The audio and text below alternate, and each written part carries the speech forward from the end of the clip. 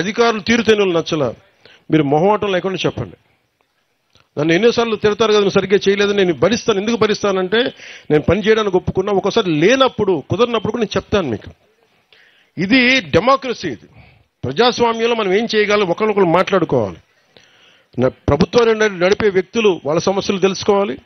మీ సమస్యలు విన్నప్పుడు కూడా మేము ఎంత అసాధ్యాలు కూడా మేము చెప్తాను మీకు. అందుకనే కొన్నిసార్లు వెంటనే రోడ్డు వేసామంటే వెంటనే రోడ్డు వేయడానికి టెండర్ పిలవడానికి 45 రోజులు పడుద్ది. అందుకే నేను చెప్పాను ముందస్తుగా కొన్ని రోడ్లు ఏమేమి చేయగలరో చేసేయాలంటే ఇల్లు మనకి ఆగమేఘాల మీద చేస్తున్నాం అది. అందుకని మీ సహాయ సహకారాలు కావాలి. ఇందాక అడిగి ఒక్కొక్కరితో మాట్లాడుతున్నాం, మాకు ఇక్కడ జూనియర్ కాలేజ్ లేదు, ఇన్ని మండలాలు కలిపి ఇన్ని జూనియర్ కాలేజ్ లేదు మా మండలం కంటే. 16 ఎకరాల స్థలం ఇచ్చారు అంటే వెంటనే చెప్పాను జూనియర్ కాలేజ్ కావాలంటే మన నిధులు మాట్లాడదాం, జూనియర్ కాలేజ్ కూడా ఏర్పాటు చేద్దాం దీనికి.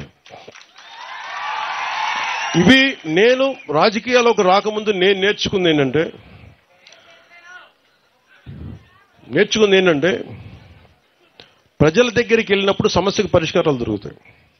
అందుకే నేను ఎప్పుడు మీతో మమేకం అవడానికి సిద్ధమవుతాను.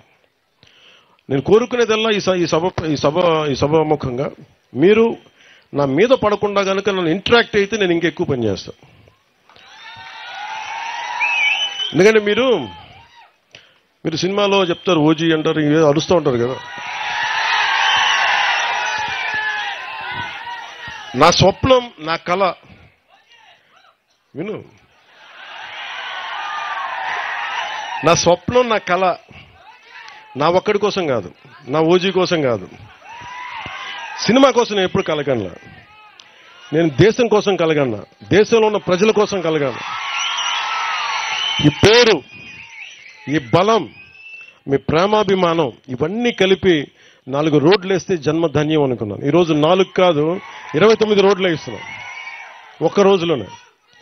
ఇంకొక నెలలో సీఎం గారు పాప చంద్రబాబు గారు ఏమనగా ప్లీజ్ దయచేసి లేదు వినండి, మన గౌరవ ముఖ్యమంత్రిగా మనం గౌరవిద్దాం. నేను డిప్యూటీ సీఎం గారు నన్ను గౌరవించారు కదా, సంతోషం అనిపిస్తుంది. ఏమవుతాయంటే వేదిక పైన నాయకులు ఉన్నారు, వాళ్ళకి ఇబ్బంది పడకూడదు కదా, మీ దగ్గర నడిపించారంటారు కదా, నన్ను తిడతారు మళ్ళీ. ముఖ్యమంత్రి ఎవరని కాదు, ఎవరు బాగా పనిచేశారని. ముఖ్యమంత్రి గారు ఆయన అనుభవం చాలా కీలకం, చాలా కీలకం. ఈరోజు 40 కోట్లు కావాలి మన గిరిజన గ్రామాల కంటేనే వెంటనే ఆయన ఒక అరగంట మొత్తం అందరినీ పిలిచి మాట్లాడారు. ఇవ్వగలమా అంటే వెంటనే ఇచ్చేద్దాం, వెంటనే చేశాం.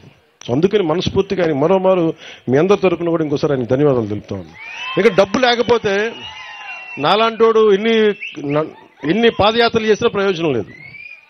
సో మనసు ఉండాలి, దానికి బుద్ధి ఉండాలి. సో మనసు బుద్ధి 2 కలిస్తే ఆంధ్రప్రదేశ్ అభివృద్ధి. సో మీ అందరికీ మరోమారు ధన్యవాదాలు తెలుపుకుంటూ, ఎస్పీ గారు ఇందాక ఇప్పుడే చెప్తా ఉన్నారు నోటు గాంజా అనేది పోస్టర్ రిలీజ్ చేస్తామని చెప్పారు. ఒకసారి ఎస్పీ గారిని మిగతా డిఎస్పీస్ కూడా ఒకసారి ఎవరైతే ఉన్నారో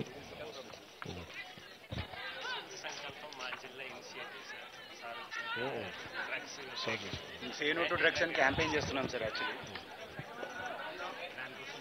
దానికి డిఎడిక్షన్ సెంటర్స్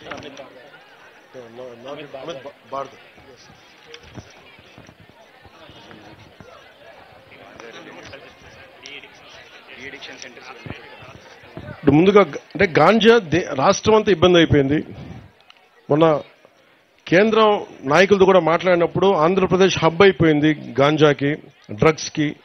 దీనిపై చర్యలు తీసుకోవాలనే క్రమంలో భాగంగా ముఖ్యంగా అల్లూరు సీతారామరాజు జిల్లా నుంచి మన అమిత్ బర్దర్ గారు ఎస్పీ గారు ఇది ఇనిషియేట్ చేశారు. ఇది యువత గంజాయిని సేవించడానికి బానిసలు అయిపోతే మటుకు జీవితం ఆరోగ్యం ఎలా దెబ్బతింటుంది, ఎలా కోల్పోతున్నారు, ఏమైపోతుందంటే మనం నేర ప్రవృత్తి పెరిగిపోతుంది. మనసులో 100 ఆలోచనలు వస్తే అన్ని ఆలోచనల మీద మనం మాట్లాడడం. అదే కనుక మాదక ద్రవ్యాలు తీసుకుంటే చేసేయచ్చని ఒక బలం వచ్చేస్తాయి. అందుకే ఈ మాదక ద్రవ్యాలు చాలా డేంజరస్. అది కూర్చొని చూడండి, పసిబిడ్డల్ని పాడు చేసేయటం కానీ, చంపేయటం కానీ, పాప ముసలోళ్ళని చంపేయటం కానీ, ఇవన్నీ చాలా ఇబ్బందికరమైన పరిస్థితులు ఉన్నాయి. అందుకని ఇనిషియేటివ్ స్టార్ట్ చేశారు. అలాగే దీంట్లో గంజాయి వలన సమాజంపై పెరుగుతున్న దుష్ప్రయోజనాలను తగ్గించడానికి మాదక ద్రవ్యాల వ్యతిరేక అవగాహన కార్యక్రమమైన స్వచ్ఛ సంకల్పం అని అల్లూరు జిల్లా పోలీసులు ప్రారంభించారు. దాంట్లో భాగంగా డ్రోన్ కెమెరాస్ తోటి గంజాయి పంటను గుర్తించి దాన్ని